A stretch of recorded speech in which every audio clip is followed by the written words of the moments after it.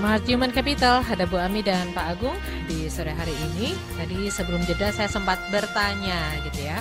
Ada orang yang sudah lolos segala tahapan dalam rekrutmen dan memang dia mempunyai catatan yang bagus, tapi saat dia sudah berada di perusahaan yang bersangkutan, kok dia performanya tidak sebagus sebelumnya? Apa yang terjadi? Apakah salah rekrut atau salah baca atau apa nih? Akhirnya kan kadang-kadang seperti itu, rekruter tuh kan juga iki salah nang dia. Jangan-jangan aku kebojo atau jangan-jangan saya yang memang salah baca atau gimana. Akhirnya kan ada rekruter kadang-kadang kalau kayak gitu kayak gelo gitu loh. Kamu itu kemarin tuh performanya bagus banget, makanya kamu lolos di sini. Kenapa sekarang begini?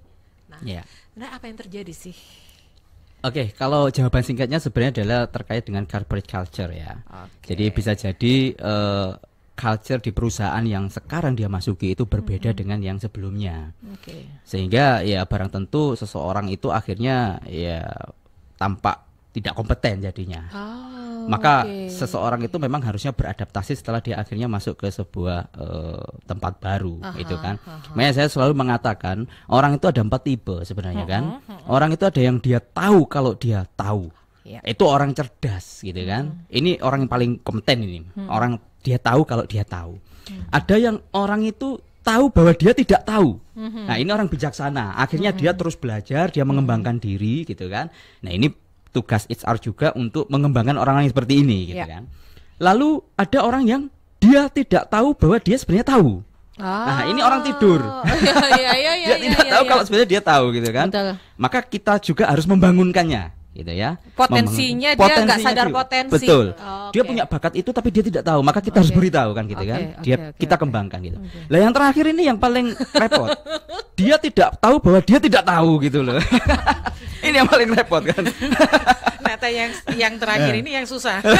Karena ngeyelnya ngeyel betul. Ketemu orang ngeyel itu. Belajar Johari Windo ini yang keempat itu rasanya waktu kalau studi kasus gemes banget. Orang kayak gini enaknya diapain ya? Iya kan? Iya betul. Jadi diberitahu tuh kayak sok tahu padahal. Sok tahu, enggak ngerti juga. Enggak tahu apa-apa loh kami itu. Akhirnya yang jadi penyesalan ngapain? Iya.